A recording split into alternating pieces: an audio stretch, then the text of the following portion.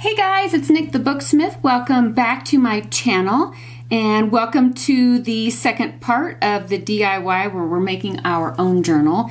And today we're just going to make a cover out of some things that you probably already have around your house. And I was looking through what I had and I thought, okay, what does everybody have? So, or can get super easy. And so I've just picked some cardstock. This is just some cheapo out of like one of those economy packs that you can get at the craft store. So, I mean, you can get like, 50 sheets for $3 or $4. So this is really, really easy to get. You can also use like covers of notebooks and that kind of thing. If you use the back side of them where they're just the craft brown or, something. Or maybe you don't mind the pattern on the front of what like the notebook was or something. So that's just what this is. It's just regular cardstock, nothing spectacular. And because we are making our own cover, excuse me, I'm having a hard time catching my breath today, so if I sound breathless, I'm not trying to be sexy.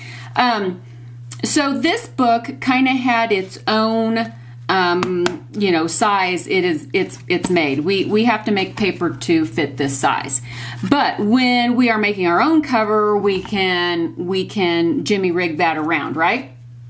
So I just took a piece of copy paper, and this is half of a sheet of copy paper. As you can see, there's half.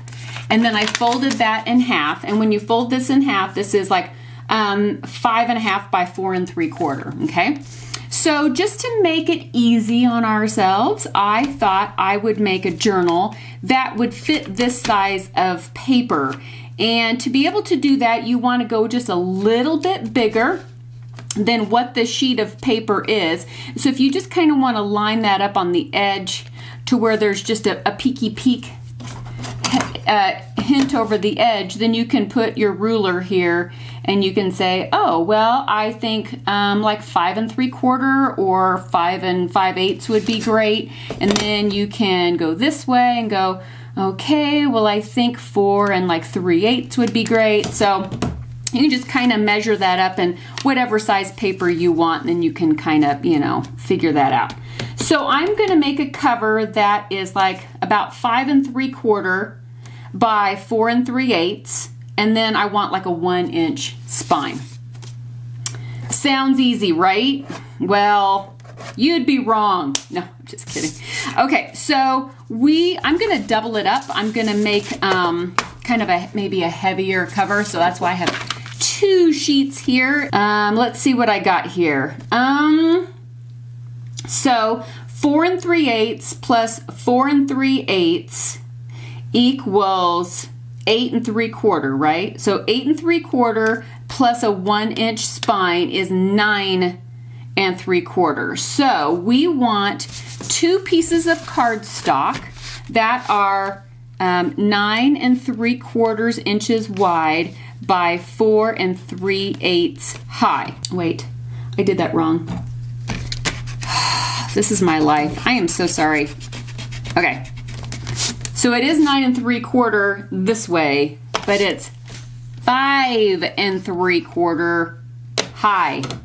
Dude, so 5 3/4 is, scratch that guys, scratch it, 145. 145 millimeters. So about 145 by 246, or 245 if you want to round it down, is 5 3/4 by 9 3/4, I think. Okay, so I'm going to go step over here. I'm going to trade this out. And I'm going to grab the big boy.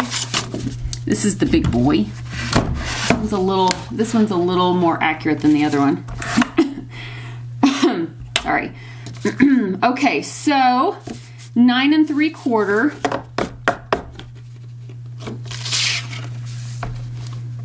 Nine 3/4 is this way.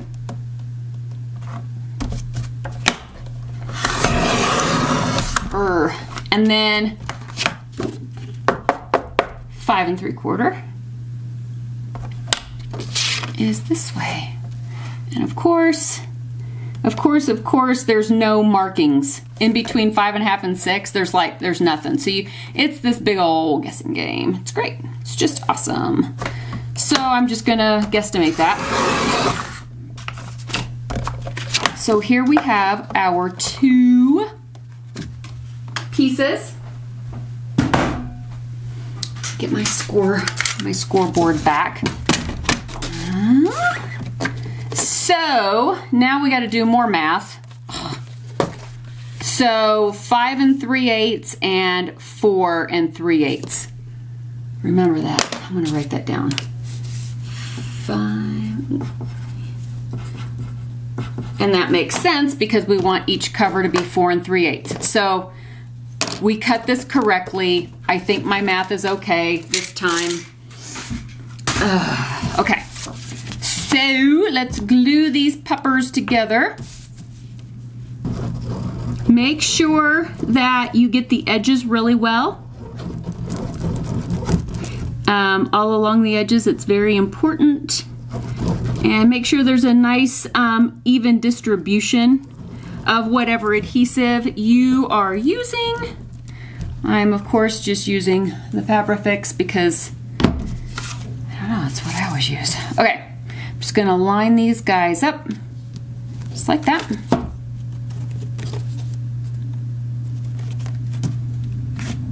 And get the brayer. Just going to smoosh it.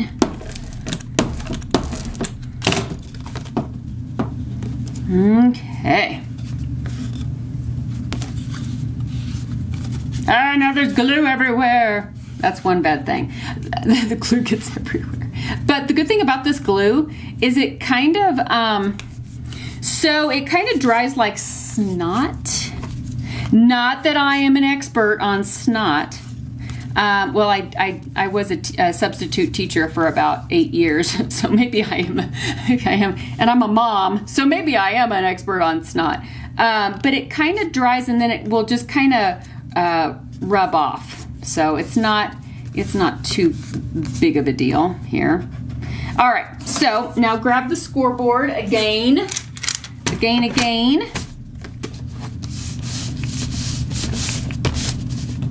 And where did I put, oh. So we said 4 3/8, which is right here. Score that.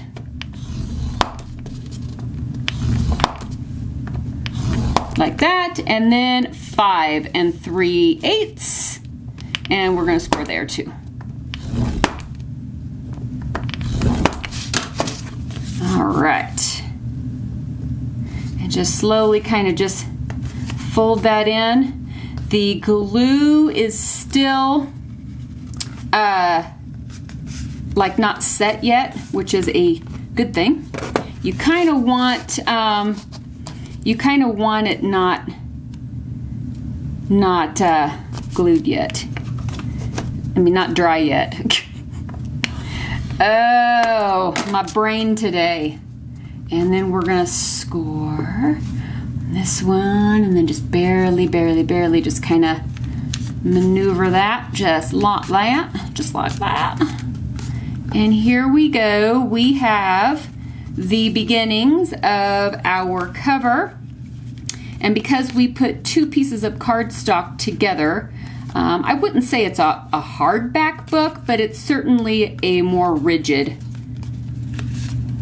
type of journal cover, don't you think? So I also had, this was some offcuts from some other cardstock that I made little Binky books. See the little Binky books? I like Binky. I was one of those kids that was always making little things. I always made like little magazines and little books, and I was the kind of kid that, you know, back in the day, we still have bottle caps, but like on a soda can, when you would pull the ring and pull it off, it would have that little tab attached to the ring. Well, I would glue a bottle cap upside down to that ring, and then the little tab would hang out, and then it would kind of look like a little frying pan. Yeah, I was that kid. So here we go. We've got some journal covers. That wasn't too hard, huh? So we've got this guy, and we've got this guy, and we've got Binky Boy here. And so the next little segment that will be coming up just probably immediately, because I'll probably film this all at the same time, will be, let's go ahead and think what kind of decorations we want on these, and go ahead and kind of figure that out and see if, you know, we want to go with a theme or we don't, or, you know, this is the kind of the time where we need to think about stuff like that. So thank you for joining me for part 2, and I will see you promptly in part 3. Bye, guys.